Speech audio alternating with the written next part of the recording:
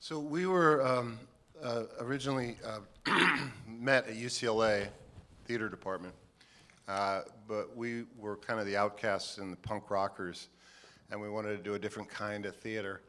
And so it started with a spirit of rebellion to begin with, but as we got older, we got more disciplined, and one of the first things that changed us was taking a course in the Commedia dell'arte from an actor named Georges Bigot, who was a lead actor in the Théâtre du Soleil, Ariane Mnouchkin's group in Paris.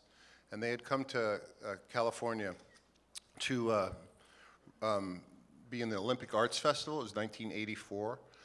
And we took a course with George, who stayed after the festival and taught this course. And it kind of shifted our perspective on what theater can be, and the responsibility of the actor, and the obligation to the audience, to respect the audience, to imagine that every audience member spent their last dollar on the play, and to put that kind of value into the audience. And that's why we share our stories with the audience. We don't ever put up a wall. And so that work led to this work. And about 13 years ago, one of my actresses, Sabra Williams, who's here, stand up and take some applause. Sabra, where are you? There she is.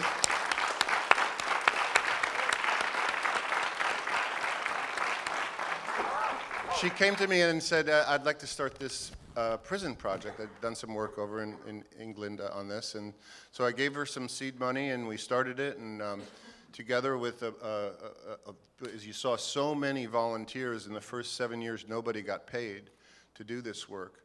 And as we refined it and kept developing it, we came to understand how effective it could be if we had our stuff together. And then about 8 years ago, one of our courses at Norco, we had done 3 sessions with this group at Norco Prison, and we told them we can't continue, we have to go to a different yard, and we'll be back in 8 months. And 3 months later, we get a call from the prison saying, well, this guy has started a theater company, and he's trained 40 new members, and they have written an original musical, and they'd like you to come out and see it.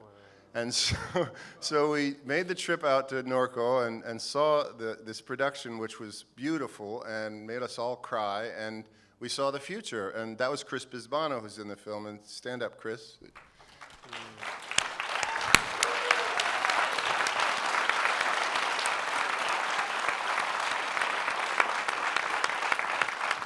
We also have Jeremy Lanka, Hannah Chodos, and Catherine Carner. Stand up.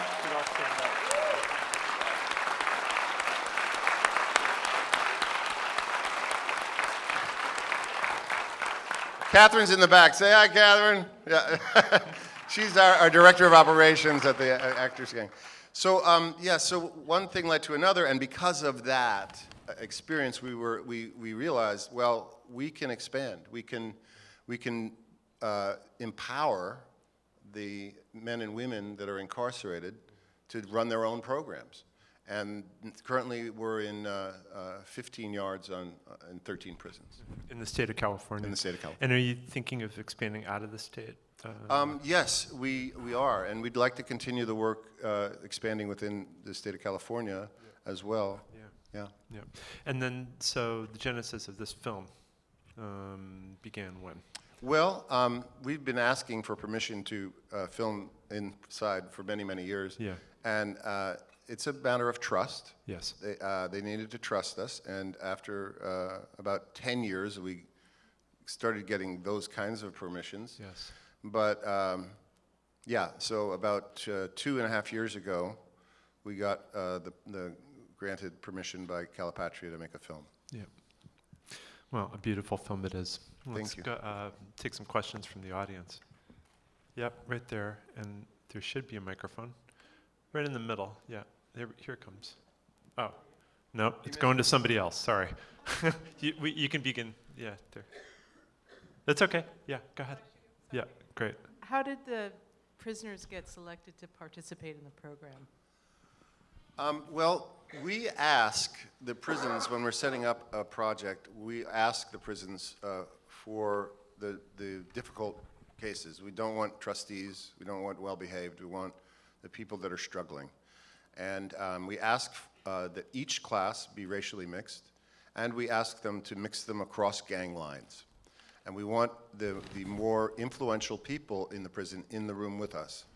Because what happens is that when they're called shot callers, and when they give credence to the program, it helps us tremendously. And what happens is when you break down the barriers inside with influential people, it tends to spread out onto the yard. And so we've seen great results, and the wardens have seen great results from the program, because if you can look in another person's eyes with empathy, which happens in these exercises when they're expressing a mutual sadness with each other, when they look into their former enemy's eyes, it all goes away. They see a real human being. They don't see their enemy anymore. They see a brother. And so this is what has been happening across the state with our programs. So, the person. Yeah, right there.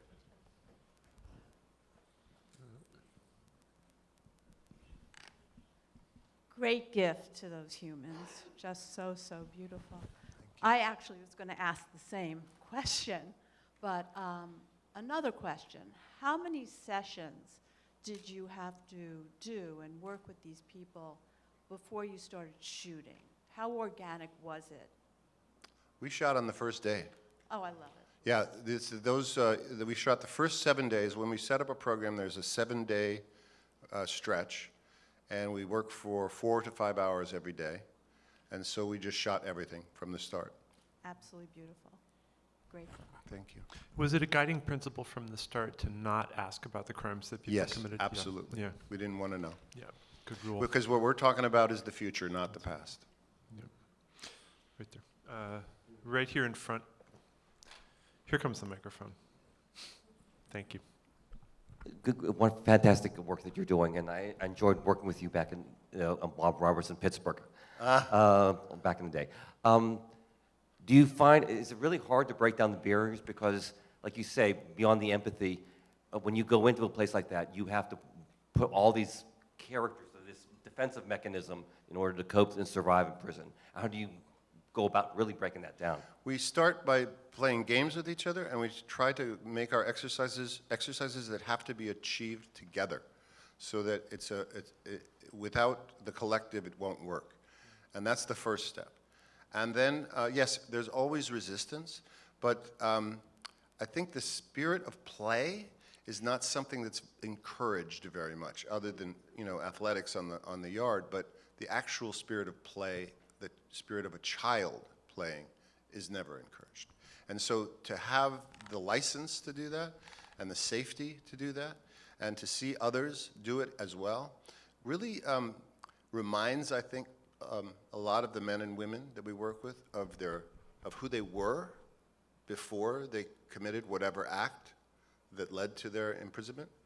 And what tends to happen is that these deep bonds start to happen with the people in the class, and they start to trust each other more. And once that happens, then they're off. Then they can do anything. Tim, what kind of training did you do as an actor when you were young? How did you study? I did my first theater on the streets of New York. As we all have. Yeah. We do it every day. Yeah. The Theater for the New City. Right. And I did their street theater program in the summers from 1973 to around 1979. Yeah. Mm-hmm. Yeah. And so you did a lot of improvisational work. And you learn how to act on the street. It's you're dealing with a lot of distractions, so you have to be able to be large enough to fill the space. Keep focus. Yeah. Yeah. And we had a junkie come on stage with us one time. That was fun. Yeah. He wanted to be in the play. Yeah. Well, whatever it takes. Yep. Right there.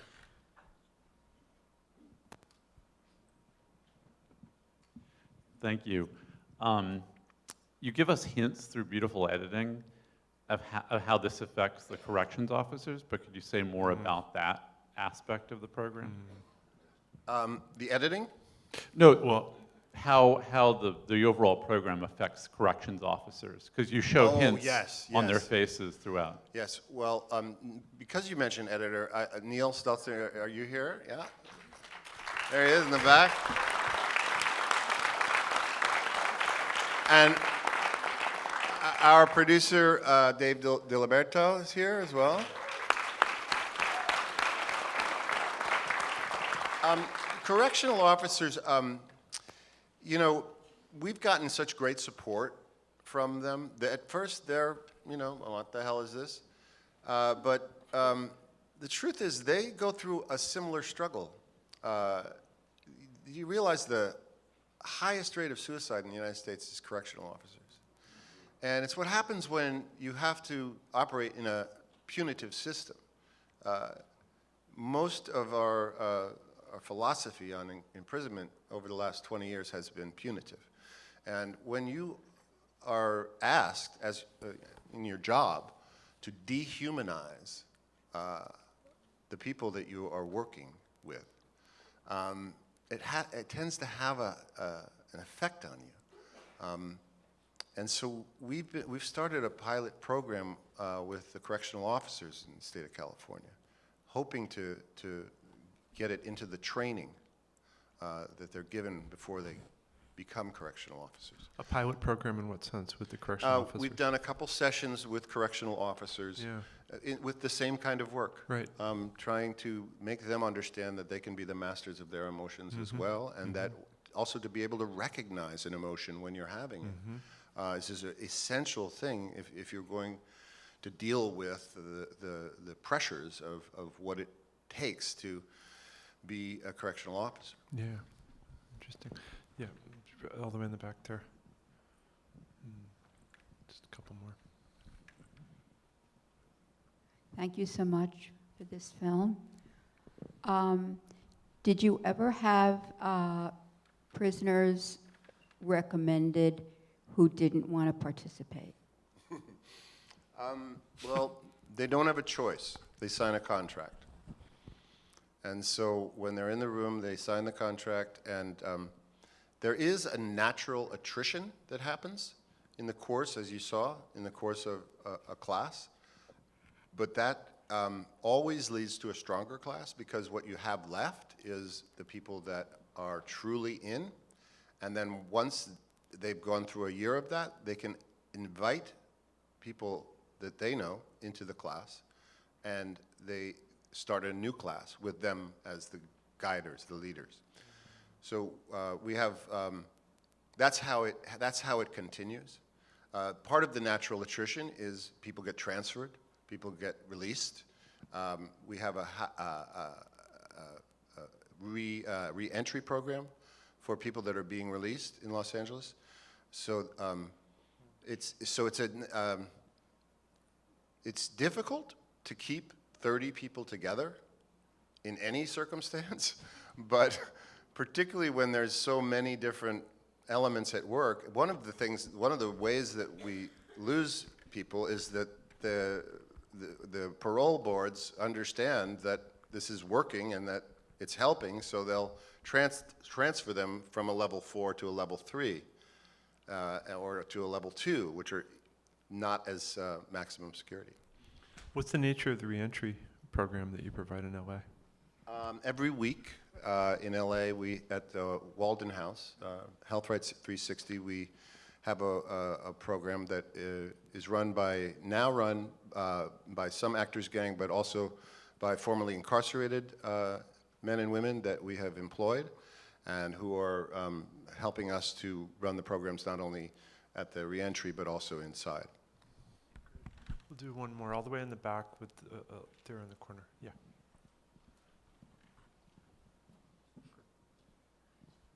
I better make it a good one, huh? On the Yeah. last one. Pressure's on. The pressure is on. Well, I want to ask if we can close with 45 seconds of laughter.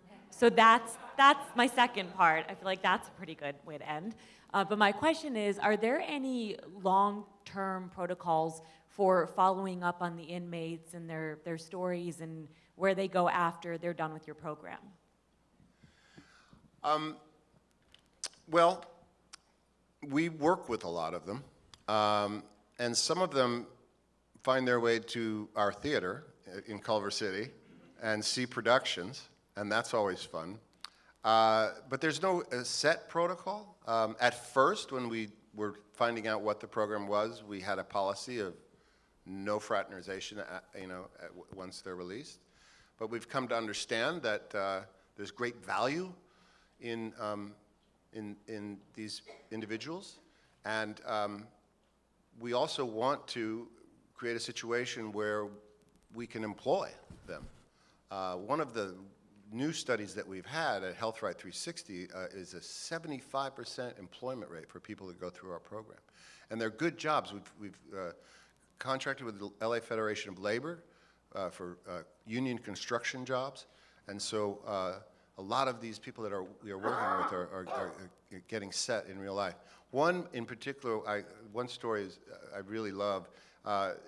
One of the gentlemen was working at this new job, and he was in customer service, and this customer was just, one of those customers that was giving him a really hard time.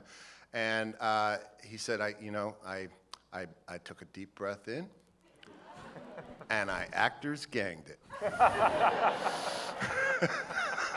And it's a verb now. I'm so happy. Thank you so much, Tim. Thanks for bringing us this I think it's a great fun. idea. Let's end with 45 seconds of laughter. All right? Everybody got a timer? Everybody stand up. Yeah. Take a deep breath in. Let's do it together. One more time. And close your eyes. And when you hear laughter, even if you don't feel like it, laugh.